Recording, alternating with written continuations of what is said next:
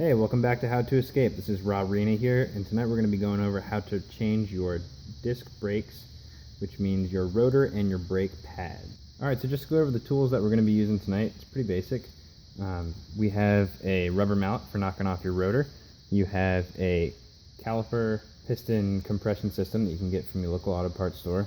You have brake and rotor grease to put on any metal on metal contact surfaces. You have PB Blaster to loosen up the rotor when you're trying to bang it off with the mallet.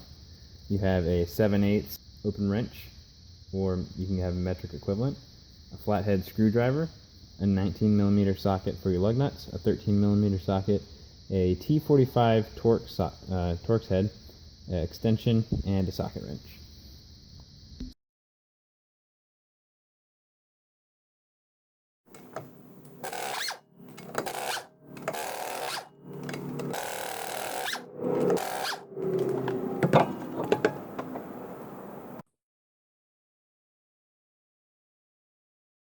What we're going to do is we're going to remove this wire form here, the spring, with this screwdriver.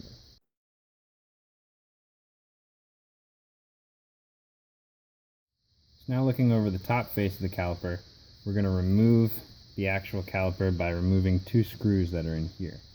And we're going to start by popping out these plastic plugs. There's one on the top here, and then one on the bottom down there.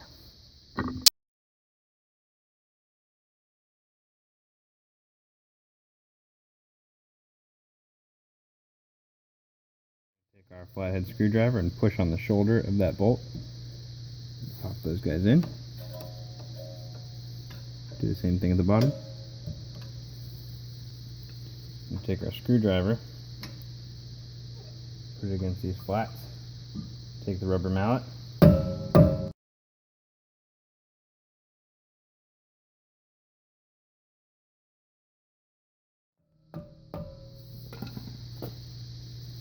And then it will lift off. And so will your two old pads. So now that we have this whole system hanging here, we don't want to put a whole lot of strain on it. We don't want to drop it because it's resting on these two brake lines. Now you can use a coat hanger. I just have a piece of green wire here. I'm going to send it through the main part of the caliper and then just tie it to the back here.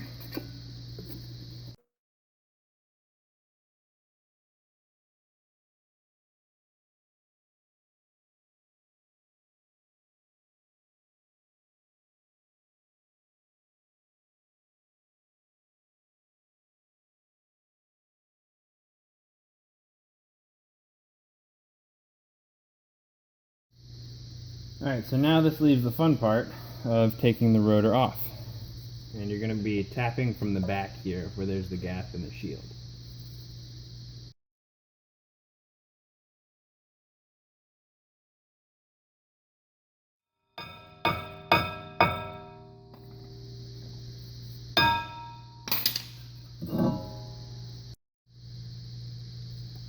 Alright, so now we're going to take our brake component grease and just put a few dabs on areas where metal will be contacting metal.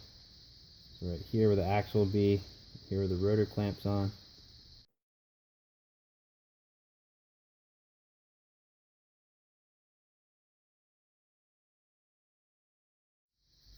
So now we put on the new rotor. Let that rest in place.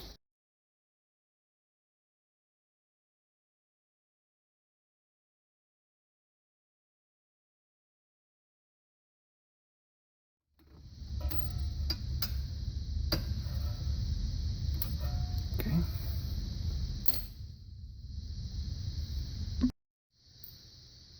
So now looking at our caliper here, we need to push that piston all the way back down before we can put it over the new pads that we're going to put on.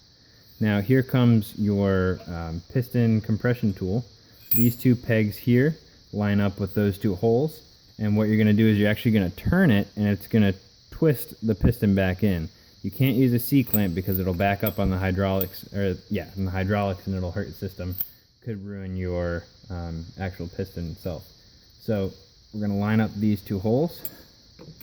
So you first slide that plate under there. And And then turn the handle.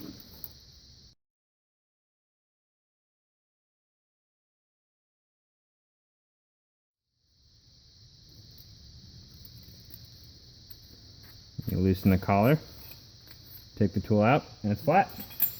So we'll leave that hanging there. Alright, so now we're going to put in our new brake pads. The one with the spring goes in the back. Just kind of rests in place. The one without the spring goes in the front. You want to make sure not to get it on the pads at all, because any grease on the pads could ruin the brake pad.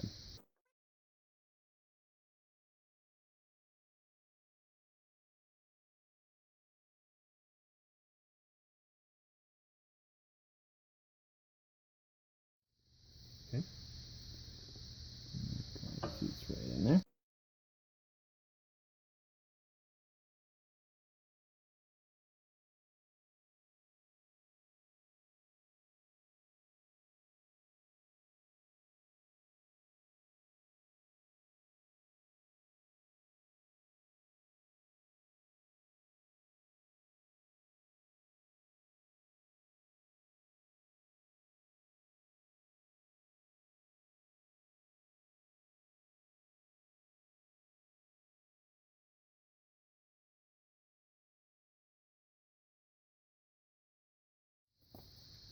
And then last but not least, don't forget to put these two end caps on.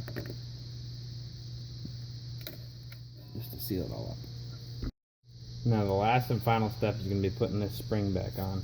So these two pins here go into that hole and that hole.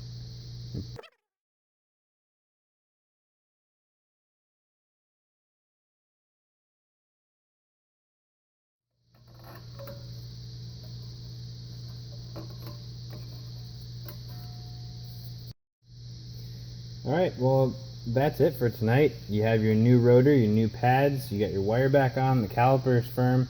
If your caliper is a little shaky when you put it on, it's only because the piston is still compressed. But once the wheel goes on and holds the new rotor on and you pump the brakes a few times, everything will tighten back out. So thanks again for watching How to Escape. This is Rowrena signing off. If you want to see more videos to come, please subscribe, click the button in the corner, and we'd love to see you next time. Thanks again for watching How to Escape. Have a good night.